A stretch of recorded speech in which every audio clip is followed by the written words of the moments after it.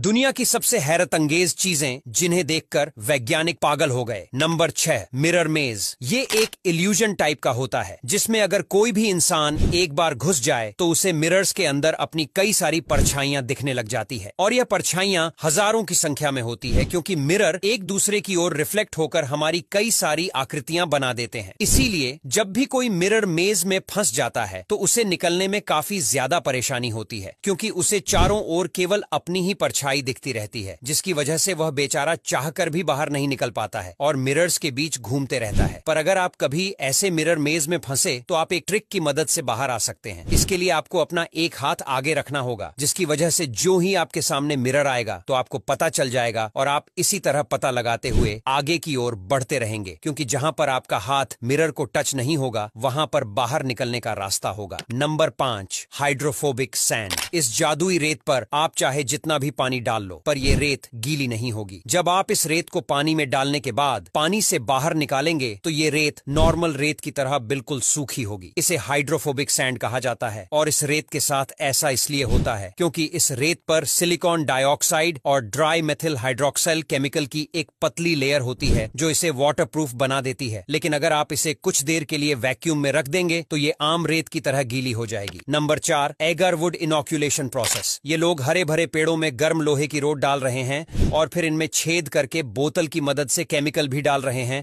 और ये लोग इसमें ड्रिल मशीन की मदद से छेद करके भी केमिकल डाल रहे हैं। पर आखिरकार यह इन पेड़ों के साथ ऐसा करते क्यों हैं? हम आपको बता दें, इस पेड़ का नाम है अगारवुड जो कि बहुत कीमती होता है। इस पेड़ में ड्रिल मशीन और लोहे की रोड की मदद से छेद करके दवाइयां भर दी जाती है और जब यह पेड़ अंदर से पूरी तरह सड़ जाता है तो इसे छोटे छोटे टुकड़ों में काट लिया जाता है और फिर इसके ऊपर के छिलके को उतारने के बाद काले कलर की लकड़ी बच जाती है जिससे परफ्यूम और दवाइयां बनाकर तैयार की जाती है और इस लकड़ी की कीमत चंदन की लकड़ी से भी अधिक होती है। Number 3, glass bottle recycling. हम कोल्ड ड्रिंक पीकर बोतल को फेंक देते हैं, लेकिन क्या आपको पता है कि कुछ लोग इस फेंकी हुई कांच की बोतल से करोड़ों रुपए कमाते हैं? दोस्तों, ये लोग कांच की बोतलों को इकट्ठा करके क्रेशर मशीन में डालकर उनका चूरा बना लेते हैं और फैक्ट्री में इस चूरे को बड़ी बड़ी भट्टियों में डालकर पिघला लिया जाता है और फिर इस पिघले हुए कांच को सांचे में डालकर अलग अलग तरह की बोतलें बना लेते हैं और फिर इन बोतलों को कम दामों में बेच दिया जाता है। Number 2, monarch migration. पहले आप इस वीडियो को देखिए, आपको लग रहा होगा